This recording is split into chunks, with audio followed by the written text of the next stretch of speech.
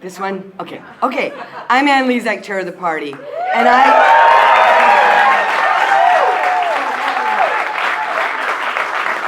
I thought that those three illustrious members would provide a fitting introduction to the theme of tonight. We want to welcome you to our autumn harvest, which is dedicated to our dear and beloved Senator Leahy and Marcel Leahy.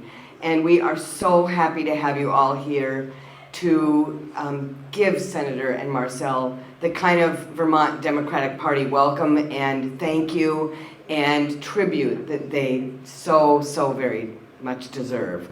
And in that vein, we have a few other people who want to say a few things. It just so happens that Ellen Lovell is here.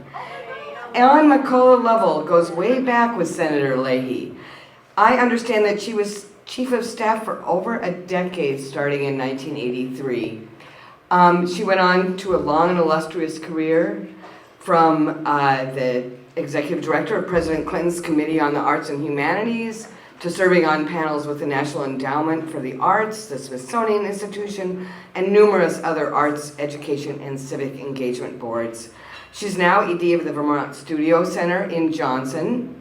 And I have to say that my personal experience with Ellen, which was incredible and memorable, was as the highly capable, effective president of Marlborough College when I taught in the grad school there for several years. So I am just so happy to welcome Ellen up.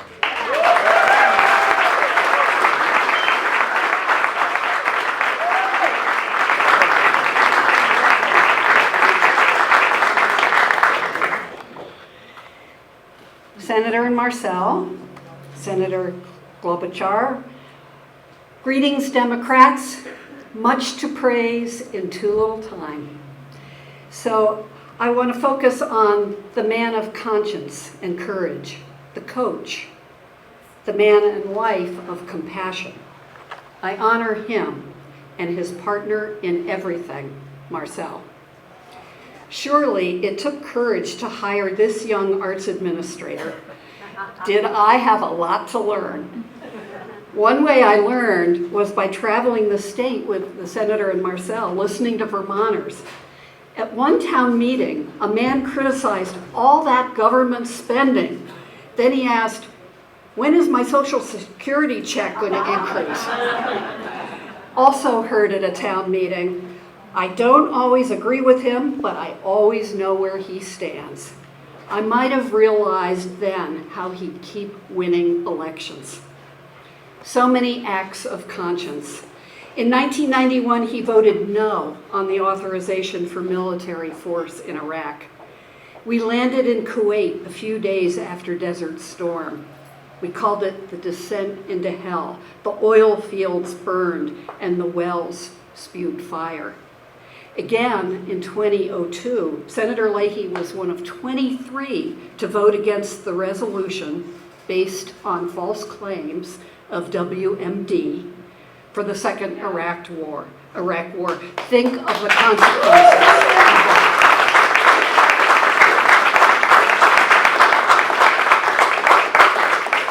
Man of courage.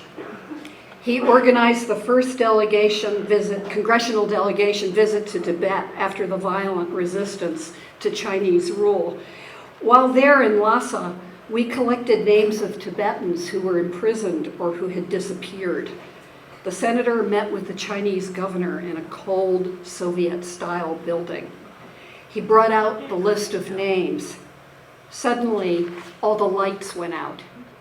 They were so sorry that the meeting was over. Those names did get passed on. I always wondered what happened to our informants. We were followed everywhere. Moved by compassion and using his influence as chairman of the Foreign Operations Subcommittee, he created the Leahy War Victims Fund in 1989. And in 1992, he passed the Leahy Law to ban landmines. Of course.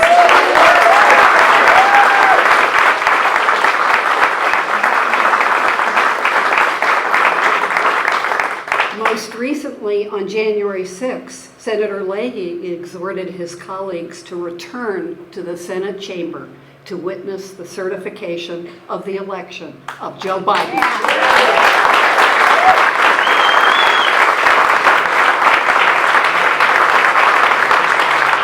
Now, back to 1986.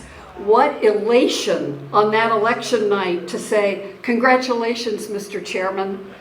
Back in the majority, how satisfying it was to exit Jesse Helm's staff and hire principled experts who worked for Chairman Leahy on the health of U.S. farms, nutrition programs, and notably the passage of the organic farming standards.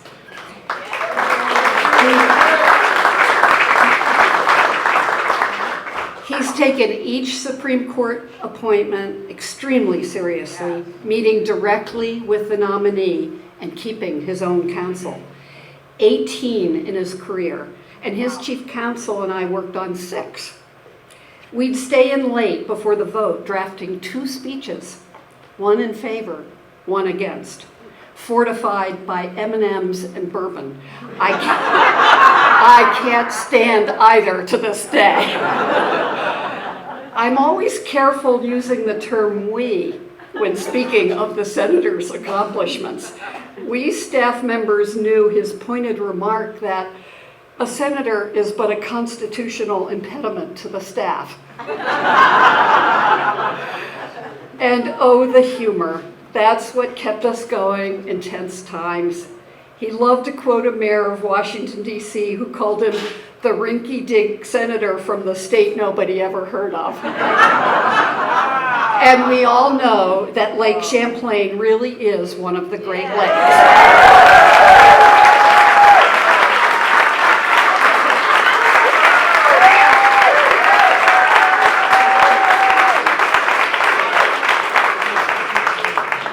Vermont is what it is today due to Senator Leahy's constant attention and funding, or may I say earmarks. Think of conserved land, cleaner waters, the preservation of our historic downtowns, arts funding, of life-saving equipment for the National Guard, and much more. Then there's the senator, the boss, the coach. You'd sit across from him in his office, decorated with Vermont art and his own vivid photographs, put your memo on the table between you, and then he'd lean forward, stab it with his finger, and say, "You have a typo in the 3rd paragraph." The printer's son can read upside down and backwards. Late nights in the Senate, Marcel would bring in warm casseroles for the hungry staff. She was always there for the important votes and on the fact-finding trips. So many of us have experienced their kindness. Marcel, I think of those, including our family, who are comforted by your compassion for those others with cancer. Some 450 staff members have worked for him over the years. He was loyal to us, and we are loyal to him. In politics, we're known as the Leahy juggernaut, but we call ourselves the Leahy family. These 48 years demanded Patrick's, with Marcel's, dedication and sacrifice. We Vermonters are profoundly grateful and proud to call you friend, mentor, senator.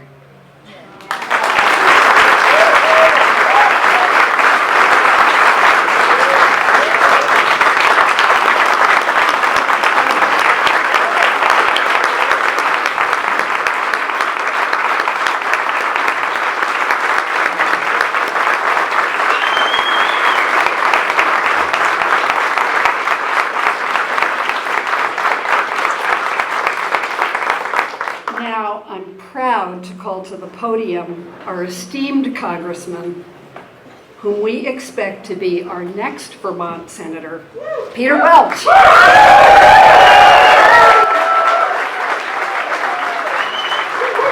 Alan, that that was, Ellen, that was beautiful.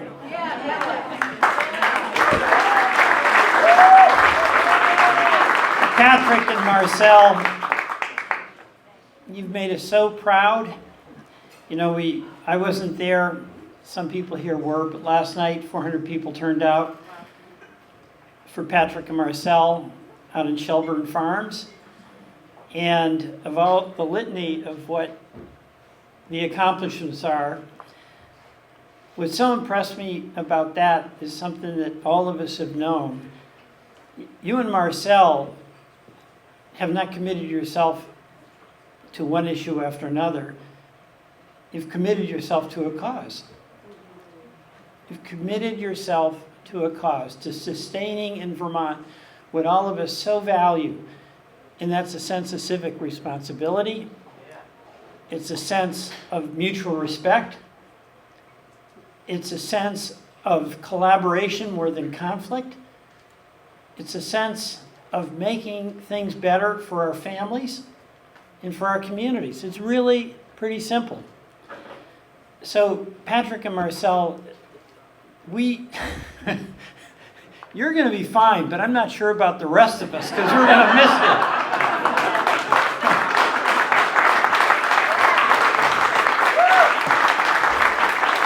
But we have here today a woman from Minnesota. And that woman, you know, she's almost an honorary Vermonter. And after she speaks tonight, you'll think maybe she is. But so impressive as a person who started out as a career, like Patrick, as a prosecutor, with all the challenges of that job, where you've got to be tough but fair, won an extraordinary race to become a United States Senator, and quickly made her mark as an extraordinarily effective communicator, policymaker, and colleague. And that is Senator Amy Klobuchar.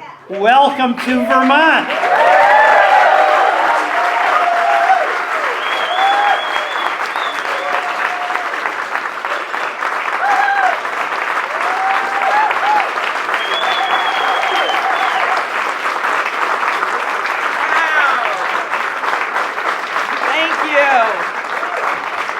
Wow, thank you so much. You guys know how to do the fall, okay? Like autumn, it's beautiful here. I feel right at home.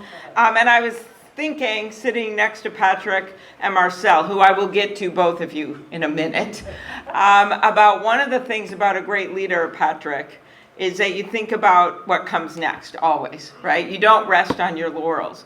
And part of this is succession planning in terms of who follows you. And you could not do better than Peter Welch. Thank you, Patrick, for that.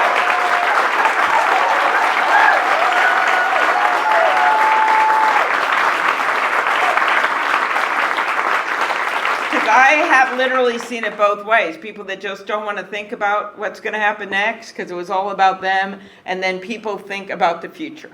And the party here in Vermont, thank you to the great chair, to our chair, Annie, to the deputy chair, to everyone here, has been incredibly strong. I want to acknowledge some of these incredible officials that I've met all day. I feel like I've been everywhere in like 4 hours. And if I leave a little early, it's because in a Halloween way, if I don't get back to Minnesota, I get turned into a pumpkin. So, but I want to thank, first of all, Becca. We are so excited to have her joining us at Congress.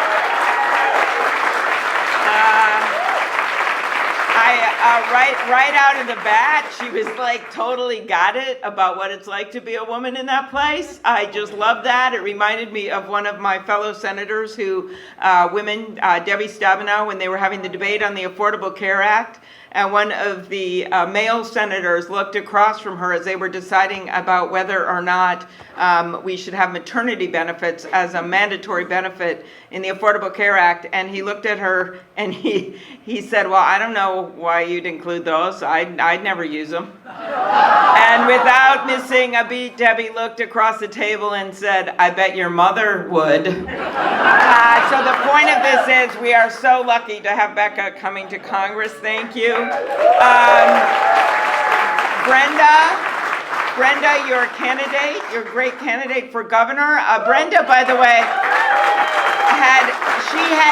had the extraordinary vision when she came with her group teaching candidates how to run for office, women, to Minnesota, and she had me speak, and she forgot to tell me that in the crowd was a woman who was running against me. So I got to train my opponent in a very civil Vermont, Minnesota way on how to run against me. David Zuckerman, thank you for your service coming back. And of course, we thank Molly, who I just got to talk to, for her great service as Lieutenant Governor. Mike and Sarah, thank you so much. And I did want to make a note about the importance and Charity, best name to remember in the world. But I wanted to make a note of the importance of strong Secretary of State, because Jim has done an incredible job. I've gotten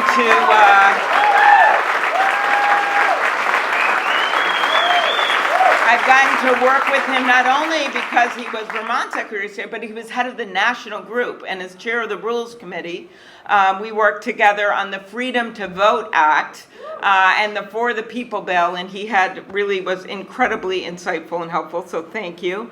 Also, your speaker, I got to do an event with her today for Peter, incredible, thank you, Jill.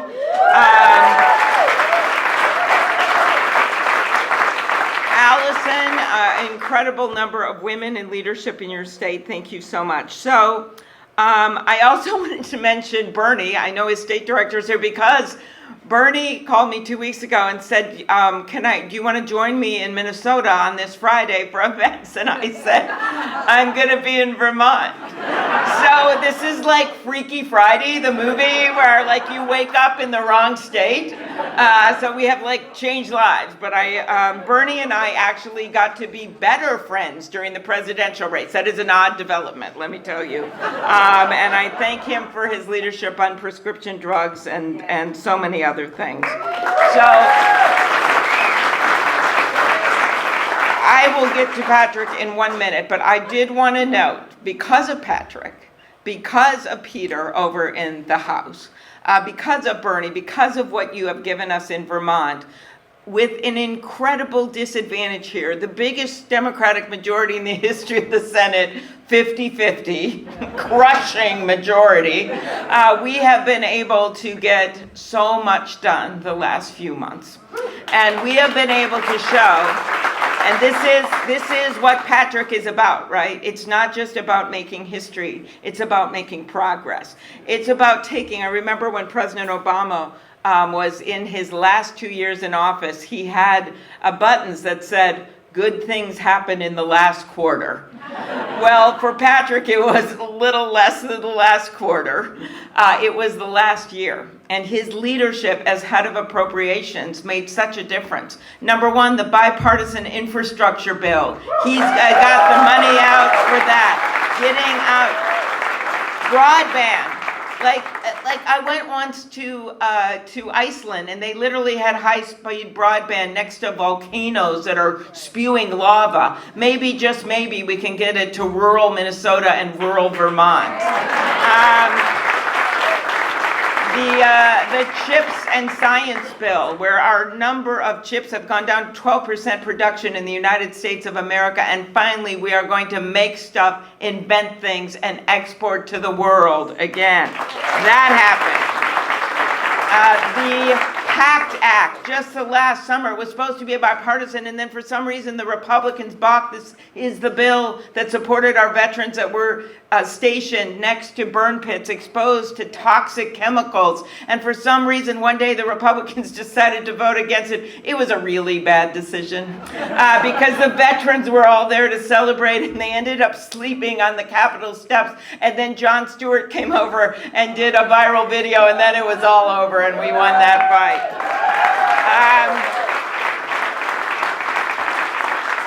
President Biden's leadership on Ukraine, where we have stood in vibrant blue and yellow with democracies and against the inhuman barbarism of Vladimir Putin, when Zelensky went down to the streets that first day and said, "We are here." It literally changed the course of history as we stand with democracy. The Inflation Reduction Act, which included climate change in the biggest investment in history, thanks to Patrick and Peter's and Bernie's work, 40% reduction in greenhouse gases by the year 2030, and we are just getting started. Finally taking on Medicare negotiation, a bill that actually Peter and I, he leads the counterpart in the House. We didn't get everything we wanted, but we finally said, pharma companies, you cannot own Washington. The people of this country own Washington. I think you all know the challenges ahead. Peter and I did an event today on the Dobbs decision, and we have to make it clear to the voters of Vermont with your Proposition 5 on the ballot that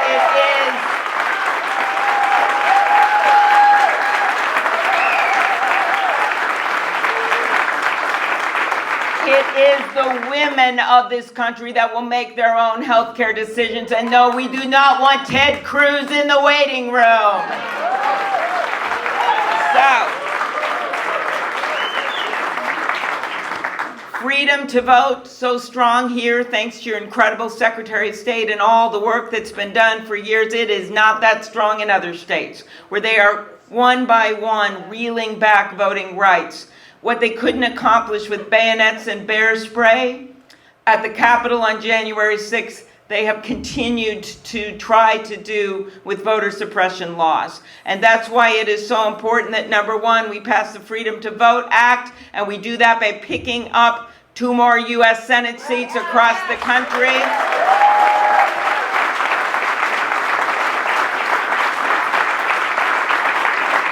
Pass a constitutional amendment to overturn Citizens United. That is how we win. And if you don't think it's possible, look at what just happened just a few months ago in Kansas. 500,000 people turned up to vote for freedom, to vote for a woman's right to choose. And by the way, there's that old book called What's the Matter with Kansas? Our answer now is nothing. Nothing is the matter with Kansas. It's all good. Sarah Palin going down to a Democrat in Alaska. That happened.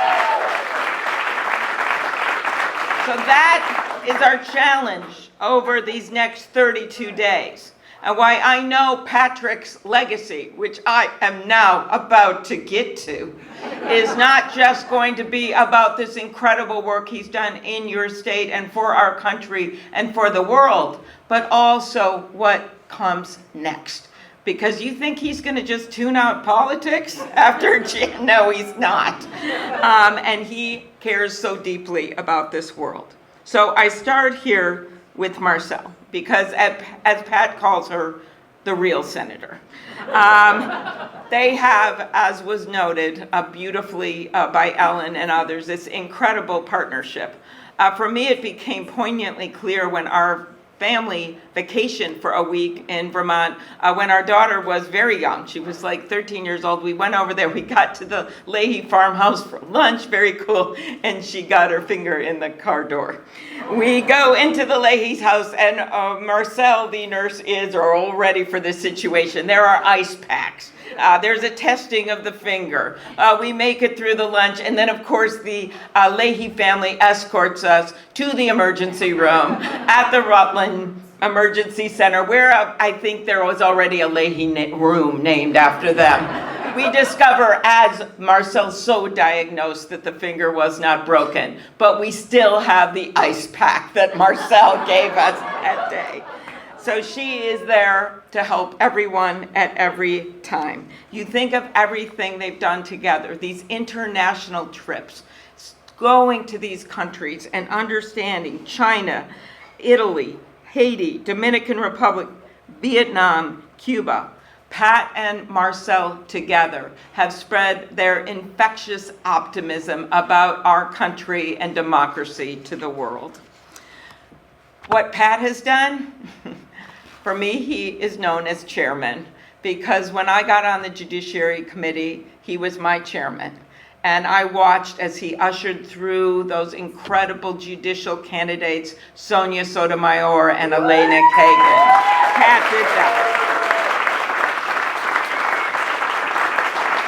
He is also by far the Congress's most prolific photographer, not a small thing. He has appeared in more Batman films than any of our colleagues. And I am pretty sure he is the only politician that received a call from the President of the United States while on the stage with the Grateful Dead. That is a true story. President Clinton called him. And my only other better Grateful Dead story was Franken's, when the Grateful Dead did a fundraiser for Al in the middle of his recount during the Obama inauguration, and the only room that we could get in Washington was in the morning, and Frankie got up to the stage, Patrick, you may have stopped by this event, I think, in front of the Grateful Dead and said, we are setting a record in American history. This is the first time ever that the Grateful Dead did brunch. When I think about Patrick, I think first about Vermont. I'm looking at that paper cutout that I thought was a painting on the wall of you, Patrick. I think about all you did. There is an old story of Ted Kennedy when he was cruising through West Virginia, campaigning, helping candidates, and his car broke down. And he called into the operator and said, I've got a problem. This is Senator Kennedy. Senator Kennedy, I have a problem. Where are you, sir? I am on the Robert Byrd Highway. And the operator said, which one? That is the point. I think you know why I am sharing this story. There are obvious examples. Echo Leahy's Center for Lake Champlain. Not quite a Great Lake. Okay, that would be Lake Superior. Oh, I'm going to be pushed off the stage. Okay, I do happen to be on Lake Superior in Minnesota, but we will adopt Lake Champlain. We will do. Okay, the Leahy Center for Digital Forensics and Cybersecurity, Leahy Way, Leahy Road, the other Leahy Road. I mentioned the Rutland Community Center. You think about the critical federal investments in your lake. You think about how he fought for resources to help Vermont rebuild and Vermonters restore their lives after Hurricane Irene. He got funding to revitalize downtowns, fund opioid treatment programs, support dairy farmers, add more than 140,000 acres to the Green Mountain National Forest. Pat made it his priority to give Vermont a seat at the table. And what I love the most is the things that he did when no one was watching. Eventually they'd find out about it, but to take on these hard issues like Alan Gross, who spent years withering away in a Cuban prison surrounded by rats and roaches. Yeah, in the end, that was a big story when he got off that plane with Alan Gross. But all the work leading up to it was all done behind closed doors. It was all done because he wouldn't give up. The landmines, 1989, he started a fund to get medical aid to landmine victims. You think about those victims. They didn't have a big microphone. They didn't have anyone noticing. You think of the landmines silently under the ground, just sitting there. And it was Patrick who was willing to take on the cause to protect people around the world. He never, ever, ever, he never lost his sense of purpose. He never forgot why he was there. He never lost his roots. And it is, of course, fitting that as a senator from Minnesota, I am able to introduce him, because one person that loved Patrick Leahy was Hubert Humphrey, the Minnesota senator who was known as the happy warrior, who understood something that Patrick has come to represent in the U.S. Senate, and that is, yes, the joy of politics. Patrick, it has been a joy to work with you. Thank you for all you've done for Vermont, for our nation, and our world. Thank you.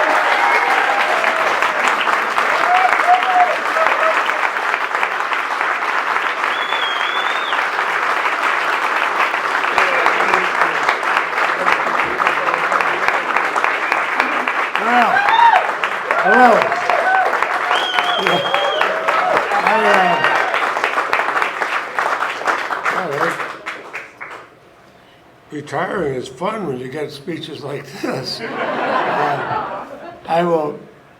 First off, I do want to say to Amy how much Marcel and I appreciate. We've known Amy and her family all these years. We get together. We find one thing is that we can joke with you and talk about things, and know we keep each other's confidence. And although I'm thinking some of the things we've said would be worthwhile, we just had I mean, Amy is a superb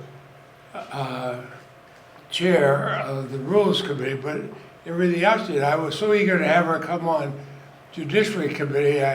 I must admit to some partiality toward former prosecutors. And we saw how that worked, because I remember when somebody from another administration, a witness, tried to snow her one time.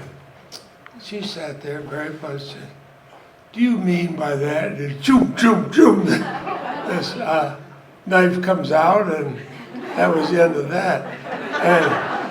And just a couple weeks ago, a major piece of legislation, she had worked a long time to put together a coalition to get the senior Republican on the committee to join with her, as she was able to do other times.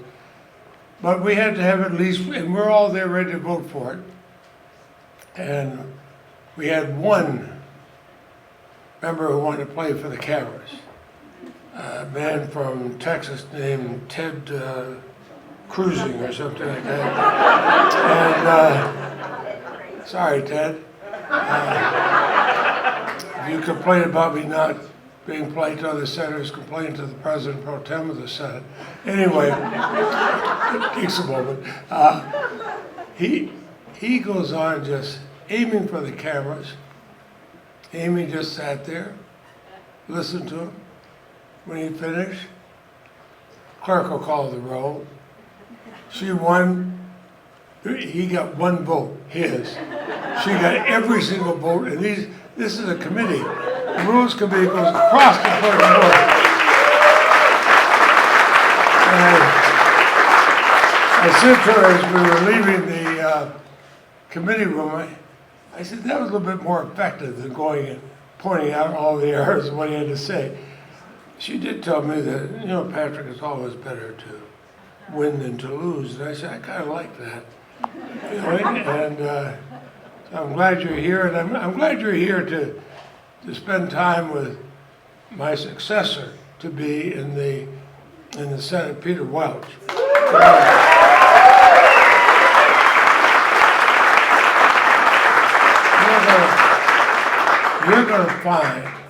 You're going to find that he does the things that you've done so effectively in bringing people together, Republicans and Democrats, building coalitions. As you know, we have some who talk about the wonderful things that they may do, then others who do them. He'll be among those who do them, like you. And I appreciate both of you very much. And when Ellen Lovell spoke up here, she is such a dear friend to both Marcel and myself. And we have traveled in some god-awful war zones and everything else, but we've also had times when we sit there and another company in Washington and talking, and I'm listening to Ellen, and it was because of Ellen I began a statement that my head of the Vermont office, John Tracy, who's here, has heard me say many times, senators are merely constitutional impediments to their staff. And I kind of like it. It means they do all the work, I get all the credit, and we can work together. And so many things that I wanted to do, and it took a while to do it. You mentioned organic farming as chair of the Agriculture Committee. Jesse Helms just blocked it, blocked it, blocked it. Then I became chair and put together a coalition with Dick Ruger, Republican senator, and we got it done. And when Amy talked about Hubert Humphrey, I learned how you did put coalition. I've been in the Senate for about 3 or 4 months as a junior most. In fact, I've been greeted by one of the very senior senators. My first day there was, "How old are you, boy?" And I said, "Well, you're 35 next year, Mr. Chairman. Anybody ever tell you you're too young to be in the United States Senate?" I said, "Yeah, my opponent for one." Well, we actually got along. We actually got along well after that because I didn't back down to him like most people do. But Senator Humphrey, I was still calling him Senator Humphrey, he kept saying it's Hubert, Hubert. So Senator Humphrey comes up and says, "Pat, you ever been to Moscow?" And I said, "Well, Moscow, Vermont, Mr. Chairman." "No," he said, "I gotta go over and visit Brezhnev, and I want you and Marcel to come." Now, remember, I had just been in a race where I think the National Democratic Committee was so enthused about me, they sent me either $500 or $1,000. We were living on small contributions here in Vermont. We maxed out our credit cards, and mortgaged our house and everything else, and flat broke. And I sort of blurted out, "Well, what's the airfare to Moscow?" He said, no, we're going to take Jerry's plane." I said, "Jerry who?" He says, "Jerry Ford, he's the president. Don't you read the papers?" And, but you know what I learned from that? And he goes, so we went over it. Here's a large delegation, a dozen or so senators.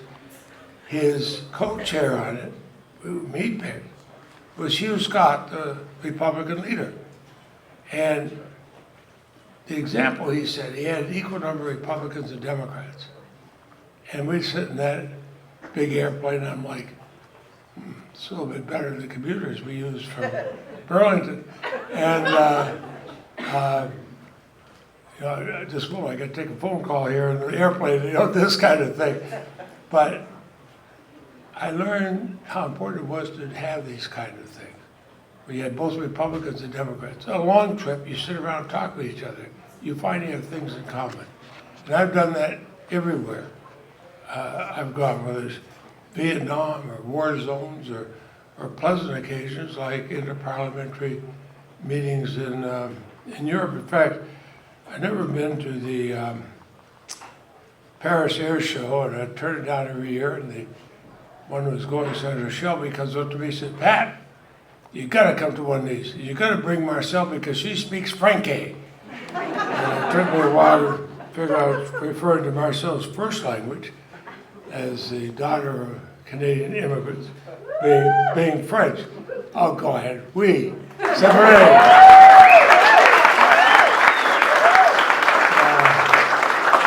Let me tell you how she turned around boats in the Northeast Kingdom. We became everybody's in. We'd pick out people with a heavy Canadian accent or French accent, and they were, "Well, yeah, we don't know much about you." And she started speaking to them in French and said, "Oh, Madame, vous parlez français avec l'accent québécois?" "Oui, my parents." And she goes, "Where you're from?" Well, I had their votes. They didn't give a damn how I felt. In fact, one person was overheard after. I said, "Well, you know, that Leahy's not very smart, but his wife is one of us. He probably needs a job, so we'll vote for it."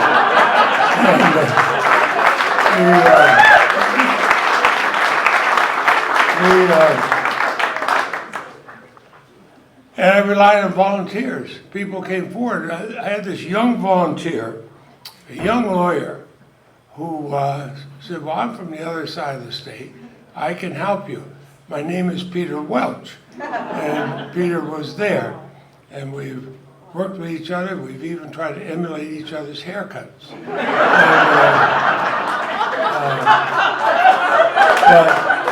But Peter Peter then went on, to become President Pro Tem of the Senate, elected unanimously, as I recall, and has been this tremendous force in the House.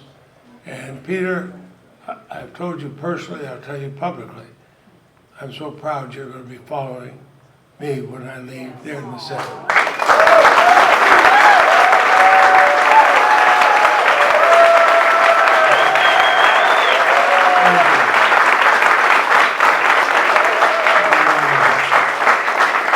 Back in '74, we had, we called, or what, actually the Free Press, back when it was a major source of news here, called, no, I don't mean that derogatory sense of just the facts, man. We had a dear friend, Paul Brune, and Marcel on my side, and our kids along with us, unless we could find a babysitter. Fortunately, we had a wonderful, wonderful young college student who volunteered to watch our irascible children. Her name was Mary Sullivan, sitting right here.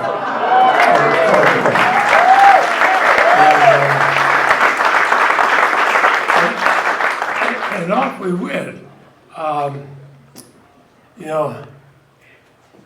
Afterward, when I won, I remember one of the headlines, or two headlines, 5 days apart.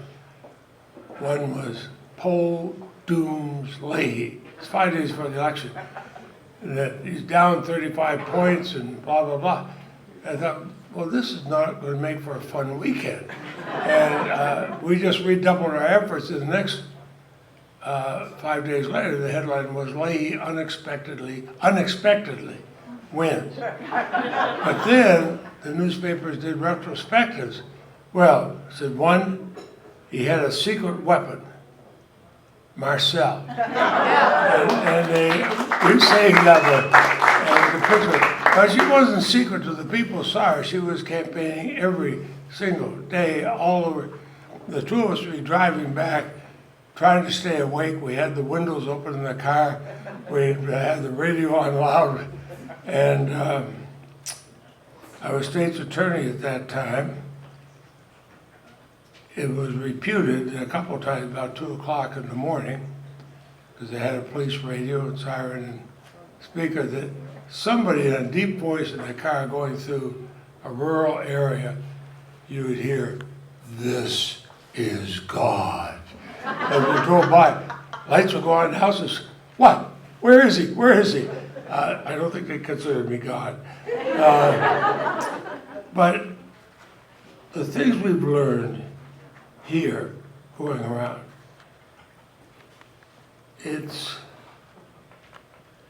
I remember my dear friend Jack Valenti told me, you want to make a point, there's 6 important words. Let me tell you a story. And I would listen to the stories I'd hear. And we found out about how you can heat homes in the winter. And so many people in Vermont and across the country had a choice. You heat or eat. You can't do both. And that's why I've made a priority with Leahy every year and added to it in the latest appropriations bill. And there'll be a tad more in the next appropriations bill.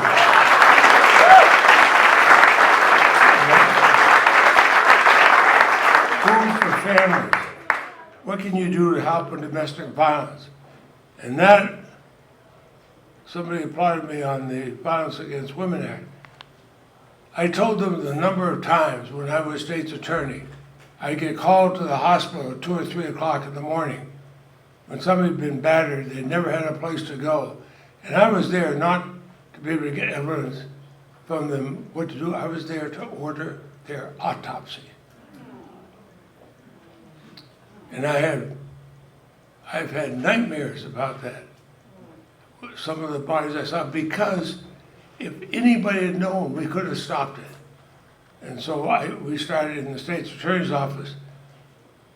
Friends, some here, help fund a safe place for a battered person to go. and seek help, and then we could go after the person doing it. And so when I added, reauthorized the Violence Against Women Act with Joe Biden, that brilliantly started as the chair of the Judiciary Committee, I was joined by a conservative Republican from Western State, Mike Crapo. And he joined me because the Native American community was not covered. They had to go to tribal courts, and if the abuser was not a member of the tribe, get out scot-free. So we added that, working side by side. We added the LGBTQ community.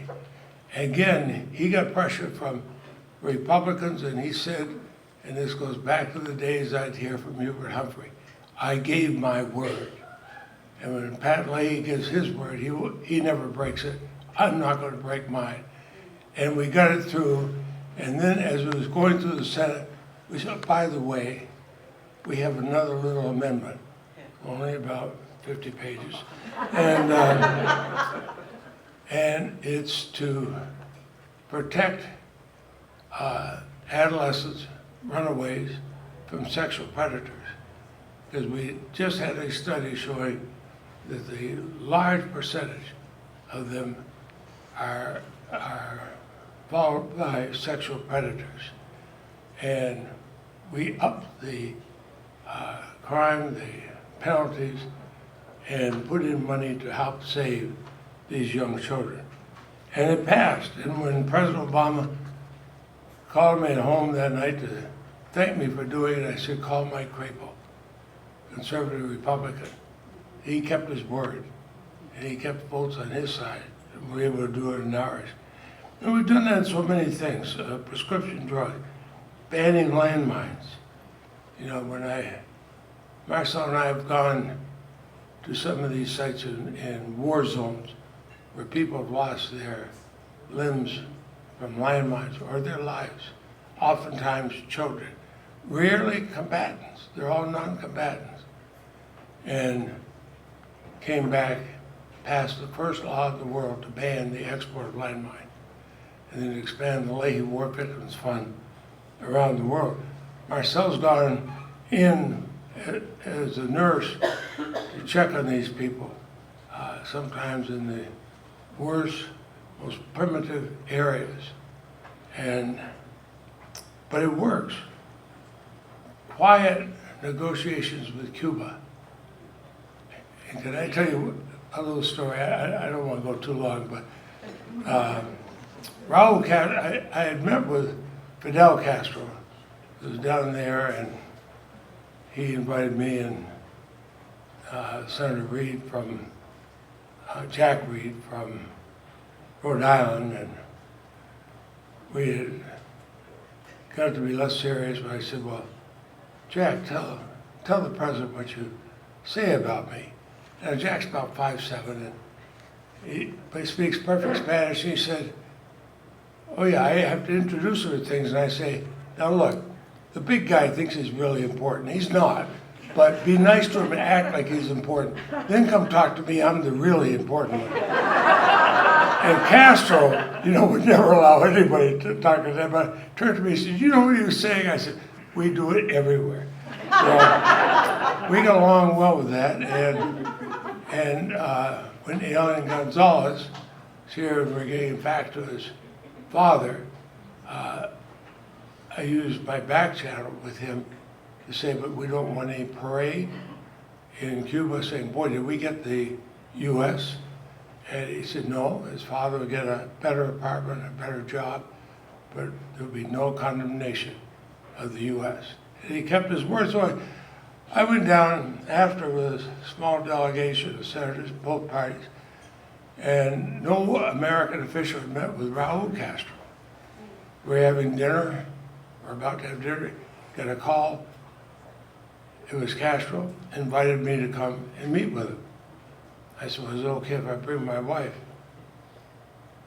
Hello? Is it okay if I bring? Yes, okay. I have a whole delegation here. I don't want to see a whole delegation. Well, to make it bipartisan, can I bring the senior Republican?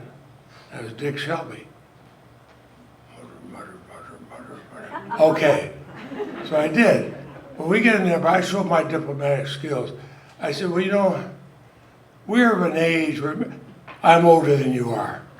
So, okay, I'm doing well. But in our country, we remember what you did wrong. You remember what we did wrong. You're a bigger country, you did more things wrong. And I said, well, wouldn't it be nice if our children and grandchildren to see a different world? I have a great-granddaughter.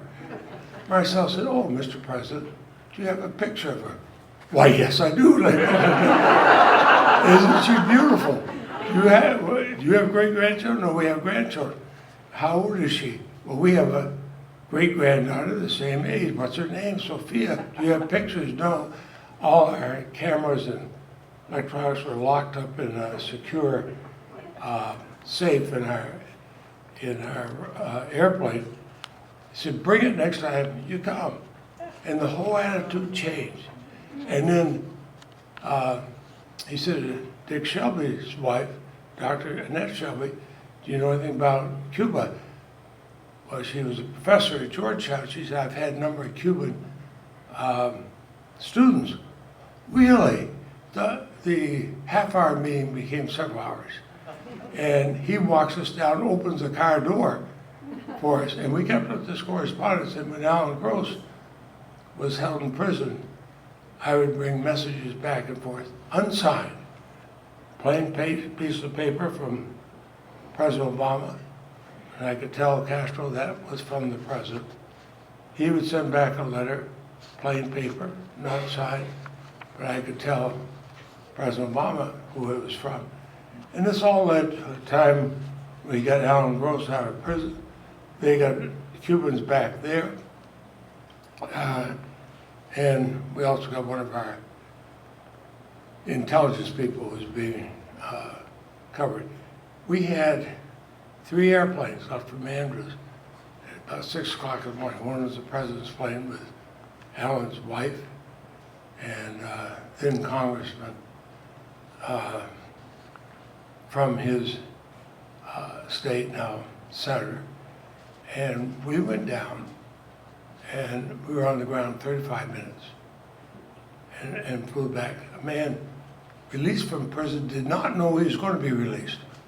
And about 5:30 that morning, they came to him and said, pick up everything you have in your cell.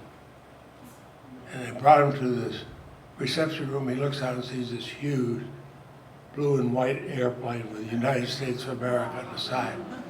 First person down steps was our son-in-law, was one of President Obama's photographers. And he's African American, and Alan had seen pictures of him and thought, that looks familiar. And then Alan and his wife and the rest of us came down. And I remember walking in there and saying, Alan, you want to go home? I said, I do, Patrick. We hugged each other. 35 minutes later, we were airborne. We were sitting there looking at the big TV set just after I pointed out the window that we were over the United States. And he was back, and Chris Van Hollen was pointing out parts of Florida to him. We're watching this big TV set at the conference room. And somebody comes on and says, there's an unconfirmed report that Alan Gross has been released. He goes, I'll confirm it. And then one of my favorite photographs, he got the steward came and said, Mr. Gross, would you have time to take a call from the president? I said, Alan, it's his airplane. He said, no, I'm going to take the call. And he said, you want to come? I said, no. He went to the president's office. I waited outside. They told me when the call was over, and I walked in. He and his wife, I remember he'd been in prison now for 5 years, and they stand behind the president's chair, one hand on the other's hand, just looking at each other. I took the picture, and I said, how do you feel? He says, better. better. And, you know, it's, those are things that make it feel very well. I think of the ads we've run in my early days where Marcel was always a star. We had one, we changed the voting time, and I said, are we sure we have to vote early? And she said, yes, they changed the date of the primary and on, and I said, well, Jim Condos knows this one. I said, well, are you going to vote for me? She said, do I get a bumper sticker? Now, we only ran it 2 or 3 times, but here's the difference between you run negative ads, everybody turn that off. Everywhere we'd go, total strangers would come up to us and say, Marcel, did you get the bumper sticker? I said, I hope the hell she did. But I don't want to bore you with too many stories, but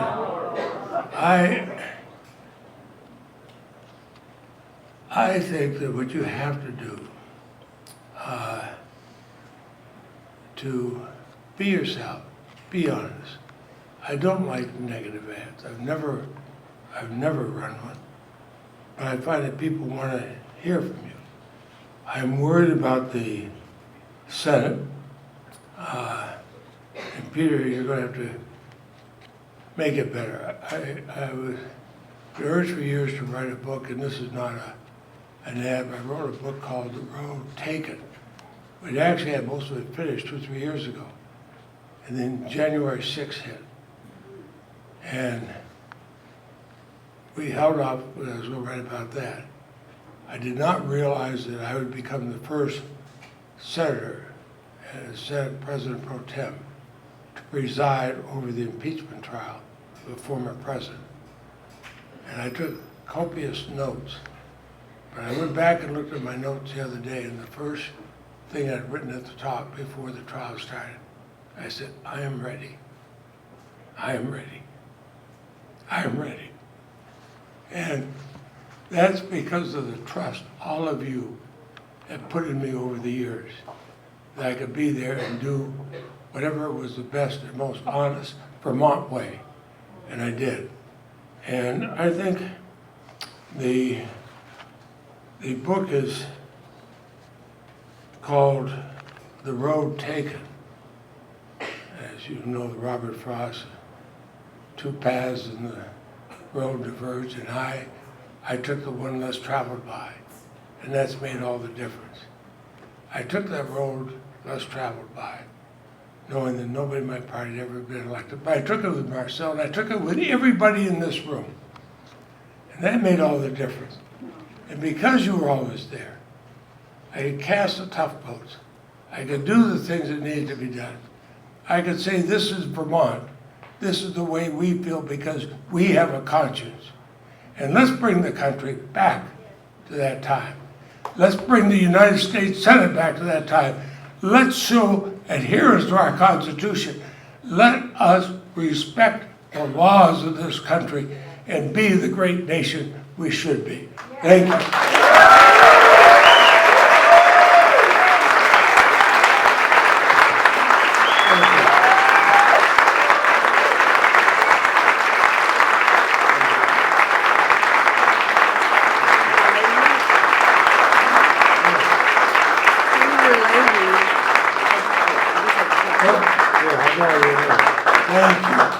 Senator Leahy has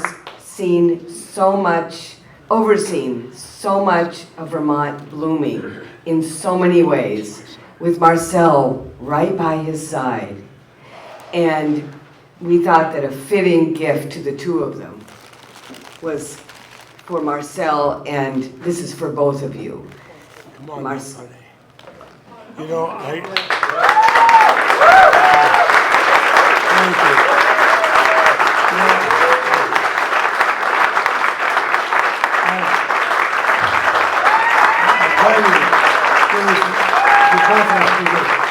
Marcel and I were married 60 years ago, and when I spent 30 days in the hospital this spring with the 2 surgeries on my hip, then had to learn how to walk again.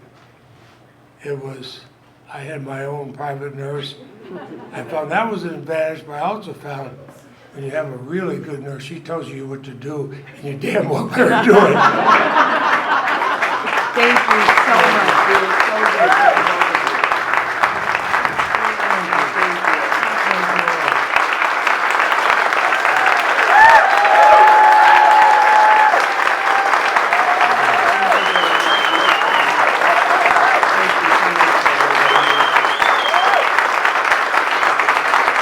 I do have to make another comment as they make their way down. Senator Leahy has been with us through good and bad times, through darkness and through light, and I see this as a metaphor for the dark times. Did you see he didn't miss a beat? I would like to introduce someone who doesn't need much introduction to most of us in this room, and that is a dear friend of Senator Leahy, Jane Stetson. Jane and Bill have been among the most stalwart supporters of the Vermont Democratic Party, democratic issues, democratic values, for certainly as long as I've been in Vermont. Among other leadership activities, Jane served as chair of the DNC Finance Committee during Obama's tenure. No small accomplishment there. And Jane has served in leadership positions with Governor Howard Dean, Peter Welch, President Obama, and Senator Leahy. And Jane has a little something special to share. Jane?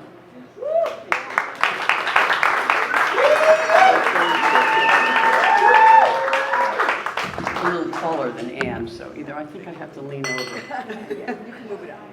Well, first of all, I just want to thank you so much for asking me to do this. It means a lot to me. Years ago, when I first moved to Vermont, my stepfather, Senator Stuart Sonington, the late Senator Stuart Sonington, said to me, if you're going to move to Vermont, you have got to support the junior senator, Leahy. And it was the best advice I ever got. I did, because he was an admirable guy and I trusted his opinion, and I got behind Marcel and Patrick, and I have never regretted it for 1 minute. And I credit my time in Washington to both of you, because I learned so much from you, just working with you over the years, doing fundraisers and whatnot. But anyway, when I got to Washington with the DNC, it was a grueling job, and it took me a little while to recover when it was over. But Marcel, you and Patrick were so kind to me and there for me, and just helping me feel comfortable in the role. And I can't thank you enough. It changed my life. It was an extraordinary experience for me, and I really thank you so much for that.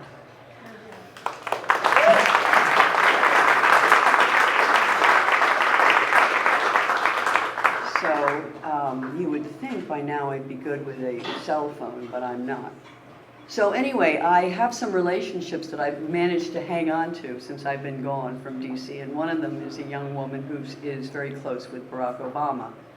So I wrote her and I said, we're having this celebration for Marcel and Patrick. Would you see if former President Barack Obama would write a little note? And he did. And I have it on my cell phone. I don't have the copy in hand, but I have it on my cell phone, and I'll send you the copy as soon as I get it. So I'm going to read it to you. And it's a little bit hard to read, but it's not long, thank goodness. It says, Patrick, Michelle and I wanted to join your hometown crowd to congratulate you for your extraordinary service to Vermont and the nation. Not only have you made America better, but you've done so with grace and integrity. Thank you, my friend, Barack Obama.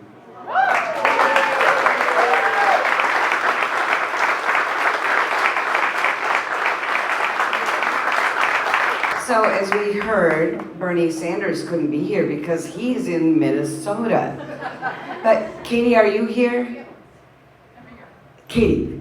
So Katie Van Haast is going to come up and say a few words. Thank you, Katie. Thank you, Ann. And yes, Senator Klobuchar already stole my Freaky Friday joke, so you've heard it. Enjoy it again. He is, of course, Senator Sanders is very sorry to miss this event. He is fighting the good fight to elect Democrats up and down the ballot in Minnesota. We hope to have more great Democrats representing Minnesotans and folks from around the country in the United States Senate, give Congressman, soon-to-be Senator Peter Welch, some great colleagues to work with in the Senate. But Senator Leahy, he asked me to just share with you his gratitude for your friendship over the many years in the Senate together, and when he was in the House and you were in the Senate.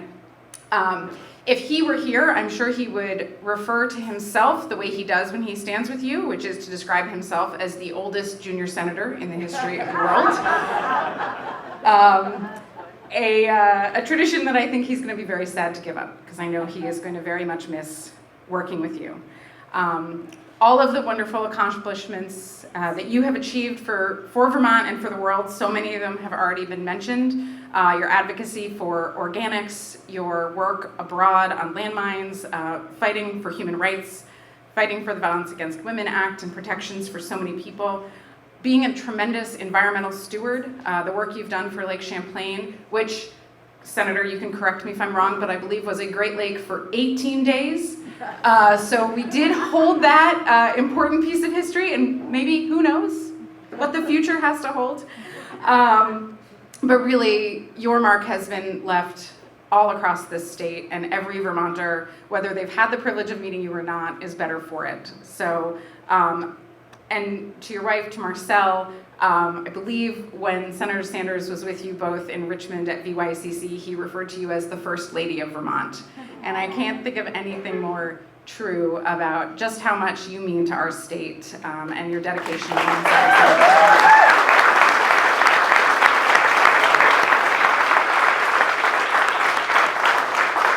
And the last thing I will say is this, which is I get to say as a staff person, because senators don't know all the idioms we have, which this one is across Washington, I think, which is that the personality of the member is reflected by the staff.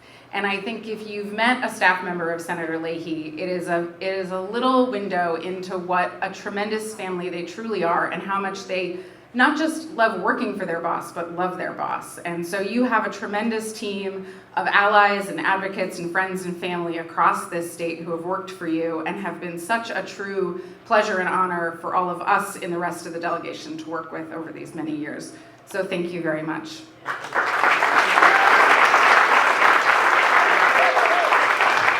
Looking around this room, I think most of us could have done a tribute for Senator Leahy. He has touched so many of us in so many ways, but that's all we get. So that's our tributes. And what I'd like to do now is, and don't leave yet because we have one other really important piece coming up. But I would first like to thank our major sponsors, Platinum, Bill and Jane Stetson, thank you. And then our gold, and just hold your applause, please. We have our next U.S. Congressperson, Becca Ballant. We have Tim Briglin, Jill and Martin Butler. Our next Secretary of State, Sarah Copeland-Hanzas. Greg Morgan, Friends of Bernie Sanders. Our next Governor, Brenda Siegel. Sarah Sewell. Our next U.S. Senator, Peter Welch. And our next Lieutenant Governor, David Zuckerman. So we can all clap now. Thank you very much. This is going to help us win those seats and maintain and sustain a very strong Democratic Party going forward. I also want to recognize we have Mike Pichek here, our next treasurer. We have Charity Clark, our next Attorney General. I have to say, these candidates make me so proud to be chair of the Vermont Democratic Party. There is not a bad one in the bunch. In fact, they're really some of the most amazing, accomplished, positive folks who are going to do so much for Vermont. So I'm so happy to have you here. We also have as we know and have heard from, we have Lieutenant Governor Molly Gray and Secretary of State Jim Condos in the house. So thank you for coming. You've both set a very hard bar for those who follow you. So when we thought about Patrick Leahy's legacy, part of it was his incredible will and his accomplishments. In fact, as many of you know, I work at Outright Vermont. What you probably don't know is my position is partly funded through the Violence Against Women Act and that amendment to protect vulnerable teens. It has been a rough week for LGBTQ teens in Vermont. Some of you may have seen there's been a couple Fox News articles, some Caitlyn Jenner tweets, and a couple protesters. Through all of this, something has become painfully clear to me, which is our opponents are all too often willing to attack the most vulnerable in our communities. It can be so disheartening and it can feel so bleak in times like this. But when I look at the legacy of Senator Leahy embodied in tonight's awardees, I don't feel pessimism, I feel optimism. I feel hope, not only for the amazing work that's been done, but all the amazing work to come. When I see these people stepping up and creating a better world, I'm excited to be a part of it. Our first awardee tonight, first Leahy awardee tonight, thank you, Anne, is a tireless advocate for the Vermont disabled community. He is co-chair of the Vermont Democratic Party Equity, Diversity, Justice, and Inclusion Council, and will be our first ever head of the Vermont Democratic Party Disability Caucus. As a school board member and teacher, he works tirelessly to ensure all Vermont children have a quality education, whether or not they follow a traditional education path. It is my proud honor to present this award to Asher Edelson.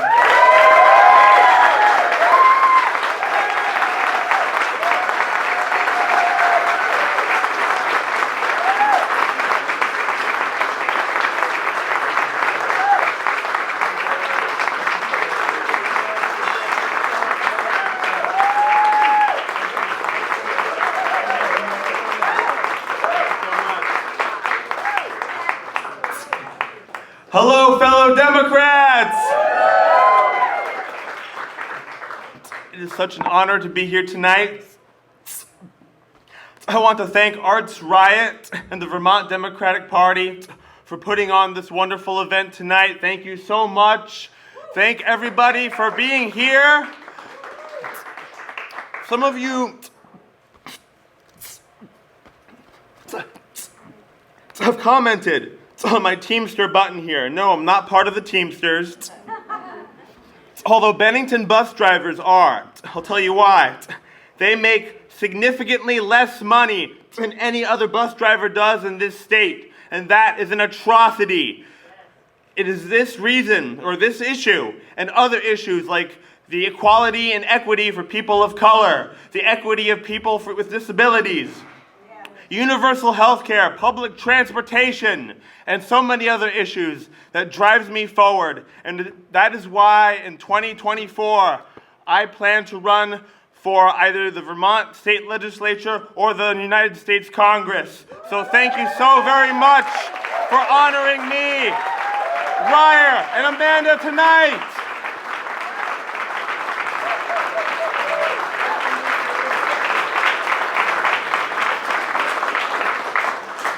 We need to vote Democrat in November. We need to organize. May the God of your choice bless you. And have a good night, everybody. Thank you.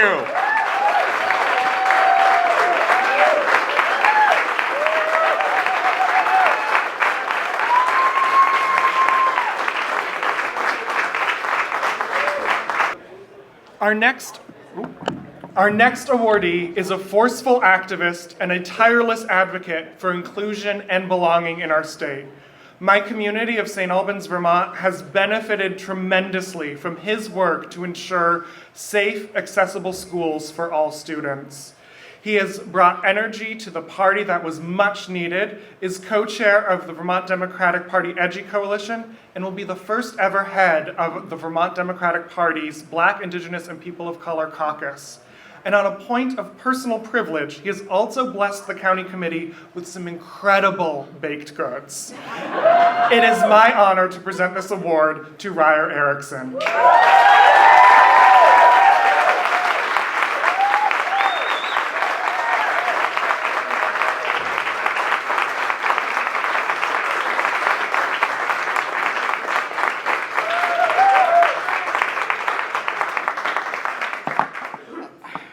First, I just want to thank the VDP for this. This is a tremendous award. Sometimes when you do work like this, you don't get recognition for it. You get nasty emails, you get nasty messages. You don't get this kind of award. So I just want to appreciate and thank you all for this. I think my wife, Lauren Dees Erickson, who's running for State House in Franklin A, is amazing. And my parents, who taught me the difference between right and wrong, and that when something's wrong, you fight for what's right. Yes. Much like Senator Leahy, I am married to an amazing woman who is some people talk about their better half. I don't have a better half. I have someone here, and then there's me here. I agree. And I'm originally from a small town in northern Minnesota, not to be Minnesota heavy tonight, although it seems to be. And I'm so proud to be a Minnesotan. There's a wonderful sense of proactive politics in Minnesota, from Paul Wellstone to Hubert Humphrey. Minnesota was the only state to vote against Reagan in '84. That's a point of privilege I have. And now I live in a state that's blessed with a senator who stood up to the Joker, and that is a huge point of personal pride for me. And it's something I do every day in my life, is stand up to jokers. And I think we can all agree that for about 4 years there, it came in really handy to have someone who was willing to stand up to a joker. So thank you so much. I so appreciate it.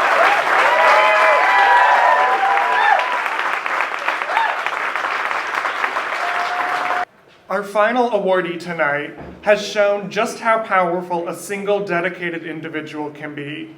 Having organized an incredible congressional forum, something I would not dare do, and having breathed incredible new energy into the Berry City Democratic Party, this awardee gave such thoughtful, useful, and timely feedback to our platform draft that we have made the unusual step of asking her to be on next year's platform committee. It is my privilege to present the award to Amanda Gustin.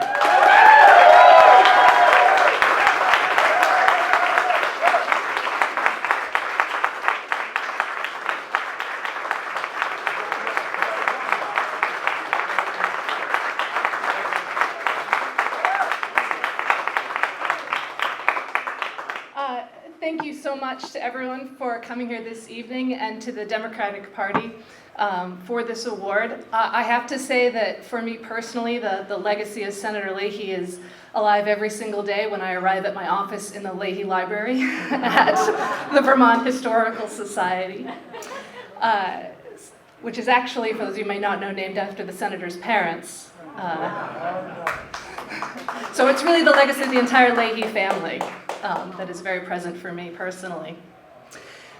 So I became the chair of the Berry City Democratic Committee, believe it or not, a little less than 2 years ago, after sort of coasting around the edges for a little while and getting involved in many things, but I was asked to step up and take a place of leadership. And I thought for 3 months, and then I said yes. And then I realized I had no idea what I was doing. So I started talking to people. I called a couple of people I knew, some extremely smart folks who were active in the Democratic Party, some of whom are in this room this evening. And I cannot overstate the generosity of time, of spirit, of wisdom, and perhaps most of all of patience that they all shared with me. And I was reflecting on this evening and really thinking that that spirit and that sense of community and support is due to what Governor Dean called that moral leadership of Senator Leahy here in the Vermont Democratic Party.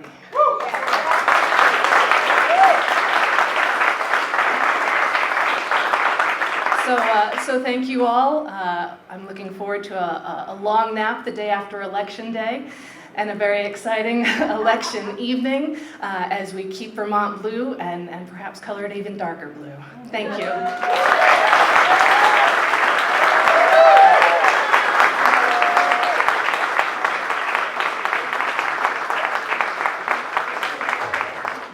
I want to thank David Glidden again because we really couldn't imagine a better way to honor Senator Leahy's legacy than to establish this new award for rising leaders. And as you heard about all of them, these folks are the future of our Democratic Party, and we are so proud to honor them. Thank you all. And with that, we have, let's see, Jill, how many days left till Election Day? 32. I thought you might know that. So now all you need to do is everything. You need to support your candidates in every way possible. Get on those phones. Get your checkbooks out once again. Go door to door. Call them. See how they're doing. Cook for them. Do everything you can. We are going to elect an amazing group of Democrats. Thank you so much for being part of this. And thank you, Senator and Marcel Leahy.